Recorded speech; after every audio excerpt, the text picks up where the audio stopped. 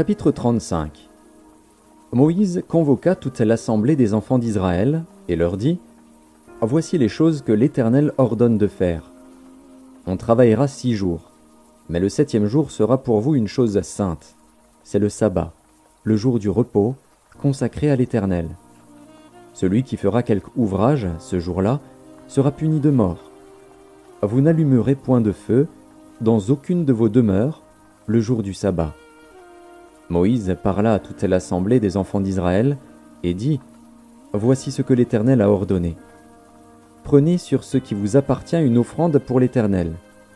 Tout homme dont le cœur est bien disposé apportera en offrande à l'Éternel de l'or, de l'argent et de l'airain, des étoffes teintes en bleu, en pourpre, en cramoisi, du fin lin et du poil de chèvre, des peaux de bélier teintes en rouge et des peaux de dauphin, du bois d'acacia, de l'huile pour le chandelier, des aromates pour l'huile d'onction et pour le parfum odoriférant, des pierres d'onyx et d'autres pierres pour la garniture de l'éphod et du pectoral. Que tous ceux d'entre vous qui ont de l'habileté viennent et exécutent tout ce que l'Éternel a ordonné. Le tabernacle, sa tente et sa couverture, ses agrafes, ses planches, ses barres, ses colonnes et ses bases, l'arche et ses barres, le propitiatoire et le voile pour couvrir l'arche, la table et ses barres, et tous ses ustensiles, et les pains de proposition, le chandelier et ses ustensiles, ses lampes, et l'huile pour le chandelier, l'autel des parfums et ses barres, l'huile d'onction et le parfum odoriférant, et le rideau de la porte pour l'entrée du tabernacle, l'autel des holocaustes, sa grille d'airain, ses barres, et tous ses ustensiles, la cuve avec sa base, les toiles du parvis, ses colonnes, ses bases, et le rideau de la porte du parvis, les pieux du tabernacle, les pieux du parvis, et leurs cordages, les vêtements d'office pour le service dans le sanctuaire, les vêtements sacrés pour le sacrificateur Aaron, et les vêtements de ses fils pour les fonctions du sacerdoce. Toute l'assemblée des enfants d'Israël sortit de la présence de Moïse. Tous ceux qui furent entraînés par le cœur et animés de bonne volonté vinrent et apportèrent une offrande à l'Éternel pour l'œuvre de la tente d'assignation, pour tout son service, et pour les vêtements sacrés. Les hommes vinrent aussi bien que les femmes. Tous ceux dont le cœur était bien disposé apportèrent des boucles, des anneaux, des bagues, des bracelets, toutes sortes d'objets d'or. Chacun présenta l'offrande d'or qu'il avait consacrée à l'Éternel. Tous ceux qui avaient des étoffes teintes en bleu, en pourpre, en cramoisi, du fin lin et du poil de chèvre, des peaux de bélier teintes en rouge et des peaux de dauphin, les apportèrent. Tous ceux qui présentèrent par élévation une offrande d'argent et d'airain apportèrent l'offrande à l'Éternel. Tous ceux qui avaient du bois d'acacia pour les ouvrages destinés au service l'apportèrent. Toutes les femmes qui avaient de l'habileté filèrent de leurs mains, et elles apportèrent leur ouvrage, des fils teints en bleu, en pourpre, en cramoisi et du fin lin. Toutes les femmes dont le cœur était bien disposé et qui avaient de l'habileté filèrent du poil de chèvre. Les principaux du peuple apportèrent des pierres d'onyx et d'autres pierres pour la garniture de l'éphod et du pectoral, des aromates et de l'huile pour le chandelier, pour l'huile d'onction et pour le parfum odoriférant. Tous les enfants d'Israël, hommes et femmes, dont le cœur était disposé à contribuer pour l'œuvre que l'Éternel avait ordonnée par Moïse, apportèrent des offrandes volontaires à l'Éternel. Moïse dit aux enfants d'Israël : « Sachez que l'Éternel a choisi Betsalil, fils d'Uri, fils de Hur, de la tribu de Juda. Il l'a rempli de l'Esprit de Dieu, de sagesse, d'intelligence et de savoir pour toutes sortes d'ouvrages. Il l'a rendu capable de faire des inventions, de travailler l'or, l'argent et l'airain, de graver les pierres à enchâsser, de travailler le bois et d'exécuter toutes sortes d'ouvrages d'art. Il lui a accordé aussi le don d'enseigner, de même qu'à Oholiab, fils d'Ahisamach, de la tribu de Dan. Il les a remplis d'intelligence pour exécuter tous les ouvrages de sculpture et d'art, pour broder et tisser les étoffes teintes en bleu, en pourpre, en cramoisi et le fin lin, pour faire toute espèce de travaux et d'inventions. Chapitre 36. Betsalil, Oholiab et tous les hommes habiles en qui l'Éternel avait mis de la sagesse et de l'intelligence pour savoir et pour faire, exécutèrent les ouvrages destinés au service du sanctuaire, selon tout ce que l'Éternel avait ordonné. Moïse appela Betsalil, Oholiab, et tous les hommes habiles dans l'esprit desquels l'Éternel avait mis de l'intelligence, tous ceux dont le cœur était disposé à s'appliquer à l'œuvre pour l'exécuter. Ils prirent devant Moïse toutes les offrandes qu'avaient apportées les enfants d'Israël pour faire les ouvrages destinés au service du sanctuaire. Chaque matin, on apportait encore à Moïse des offrandes volontaires.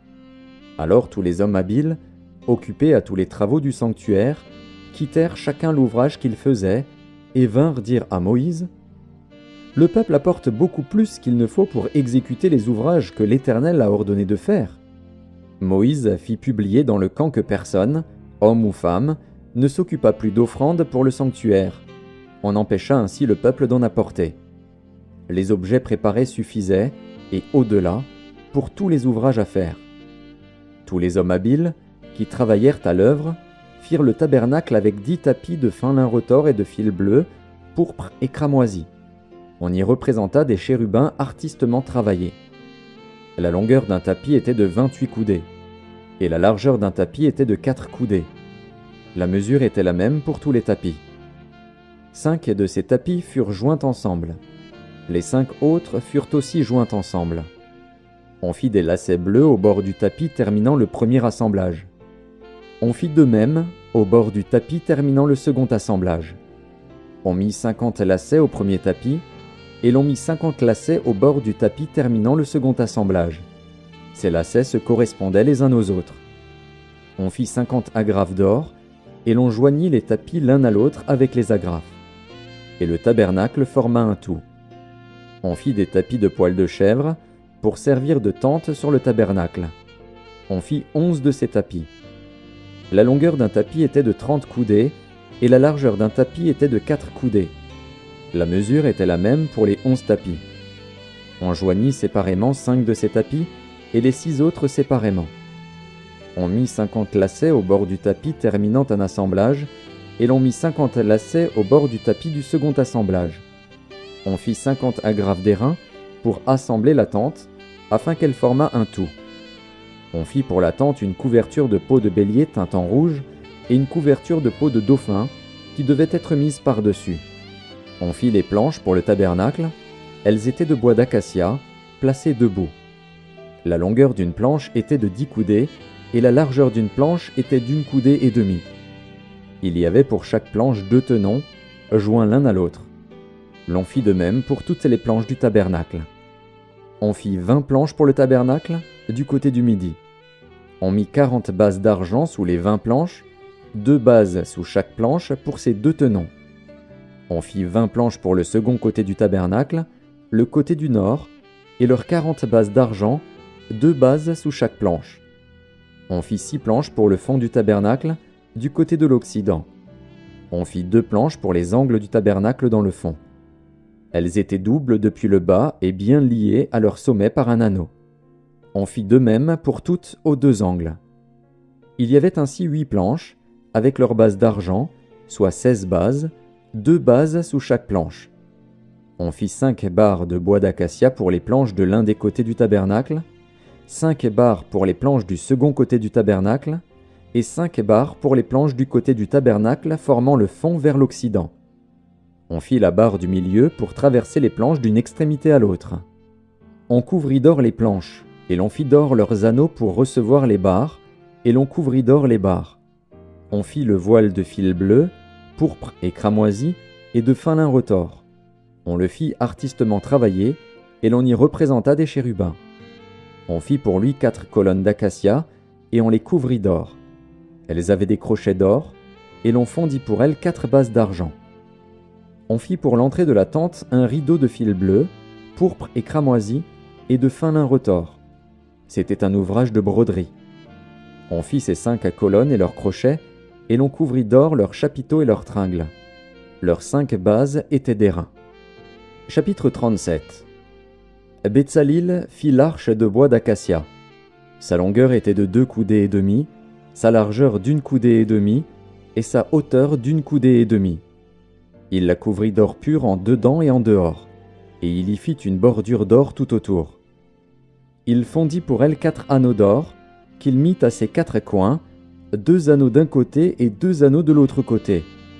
Il fit des barres de bois d'acacia et les couvrit d'or. Il passa les barres dans les anneaux sur les côtés de l'arche pour porter l'arche. Il fit un propitiatoire d'or pur. Sa longueur était de 2 coudées et demie et sa largeur d'1 coudée et demie. Il fit 2 chérubins d'or. Il les fit d'or battu aux 2 extrémités du propitiatoire, un chérubin à l'une des extrémités et un chérubin à l'autre extrémité. Il fit les chérubins sortant du propitiatoire à ses 2 extrémités. Les chérubins étendaient les ailes par-dessus, couvrant de leurs ailes le propitiatoire et se regardant l'un l'autre. Les chérubins avaient la face tournée vers le propitiatoire. Il fit la table de bois d'acacia.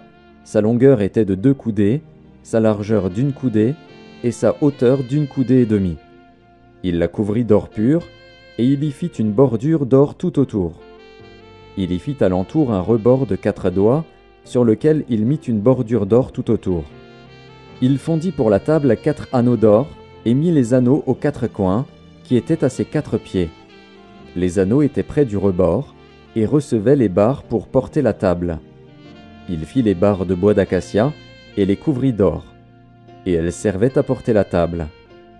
Il fit les ustensiles qu'on devait mettre sur la table, ses plats, ses coupes, ses calices et ses tasses pour servir aux libations. Il les fit d'or pur. Il fit le chandelier d'or pur. Il fit le chandelier d'or battu, son pied, sa tige, ses calices, ses pommes et ses fleurs étaient d'une même pièce. 6 branches sortaient de ses côtés, 3 branches du chandelier de l'un des côtés et 3 branches du chandelier de l'autre côté. Il y avait sur une branche 3 calices en forme d'amande, avec pommes et fleurs, et sur une autre branche 3 calices en forme d'amande, avec pommes et fleurs. Il en était de même pour les 6 branches sortant du chandelier. À la tige du chandelier, il y avait 4 calices en forme d'amande, avec leurs pommes et leurs fleurs. Il y avait une pomme sous 2 des branches sortant du chandelier, une pomme sous 2 autres branches, et une pomme sous 2 autres branches. Il en était de même pour les 6 branches sortant du chandelier. Les pommes et les branches du chandelier étaient d'une même pièce. Il était tout entier d'or battu, d'or pur. Il fit ses 7 lampes, ses mouchettes et ses vases à cendre d'or pur. Il employa un talent d'or pur pour faire le chandelier avec tous ses ustensiles. Il fit l'autel des parfums de bois d'acacia. Sa longueur était d'1 coudée et sa largeur d'1 coudée. Il était carré, et sa hauteur était de 2 coudées. Des cornes sortaient de l'autel. Il le couvrit d'or pur, le dessus, les côtés tout autour et les cornes, et il y fit une bordure d'or tout autour. Il fit au-dessous de la bordure 2 anneaux d'or aux 2 côtés. Il en mit aux 2 côtés, pour recevoir les barres qui servaient à le porter. Il fit des barres de bois d'acacia, et les couvrit d'or. Il fit l'huile pour l'onction sainte, et le parfum odoriférant, pur, composé selon l'art du parfumeur. Chapitre 38. Il fit l'autel des holocaustes de bois d'acacia. Sa longueur était de 5 coudées, et sa largeur de 5 coudées. Il était carré, et sa hauteur était de 3 coudées. Il fit, aux 4 coins, des cornes qui sortaient de l'autel, et il le couvrit d'airain. Il fit tous les ustensiles de l'autel, les cendriers, les pelles, les bassins, les fourchettes et les brasiers. Il fit d'airain tous ses ustensiles. Il fit pour l'autel une grille d'airain, en forme de treillis, qu'il plaça au-dessous du rebord de l'autel, à partir du bas, jusqu'à la moitié de la hauteur de l'autel. Il fondit 4 anneaux, qu'il mit aux 4 coins de la grille d'airain, pour recevoir les barres. Il fit les barres de bois d'acacia, et les couvrit d'airain. Il passa dans les anneaux aux côtés de l'autel les barres qui servaient à le porter. Il le fit creux, avec des planches. Il fit la cuve d'airain, avec sa base d'airain, en employant les miroirs des femmes qui s'assemblaient à l'entrée de la tente d'assignation. Il fit le parvis.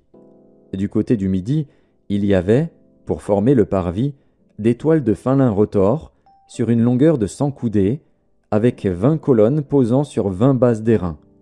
Les crochets des colonnes et leurs tringles étaient d'argent. Du côté du nord, il y avait 100 coudées de toile, avec 20 colonnes et leurs 20 bases d'airain. Les crochets des colonnes et leurs tringles étaient d'argent. Du côté de l'Occident, il y avait 50 coudées de toile, avec 10 colonnes et leurs 10 bases. Les crochets des colonnes et leurs tringles étaient d'argent. Du côté de l'Orient, sur les 50 coudées de largeur, il y avait, pour une aile, 15 coudées de toile, avec 3 colonnes et leurs 3 bases, et, pour la seconde aile, qui lui correspondait de l'autre côté de la porte du parvis, 15 coudées de toile, avec 3 colonnes et leurs 3 bases. Toutes les toiles formant l'enceinte du parvis étaient de fin lin retors. Les bases pour les colonnes étaient d'airain, les crochets des colonnes et leurs tringles étaient d'argent, et leurs chapiteaux étaient couverts d'argent. Toutes les colonnes du parvis étaient jointes par des tringles d'argent. Le rideau de la porte du parvis était un ouvrage de broderie en fil bleu, pourpre et cramoisi, et en fin lin retors. Il avait une longueur de 20 coudées, et sa hauteur était de 5 coudées, comme la largeur des toiles du parvis. Ses 4 colonnes et leurs 4 bases étaient d'airain, les crochets et leurs tringles étaient d'argent, et leurs chapiteaux étaient couverts d'argent. Tous les pieux de l'enceinte du tabernacle et du parvis étaient d'airain.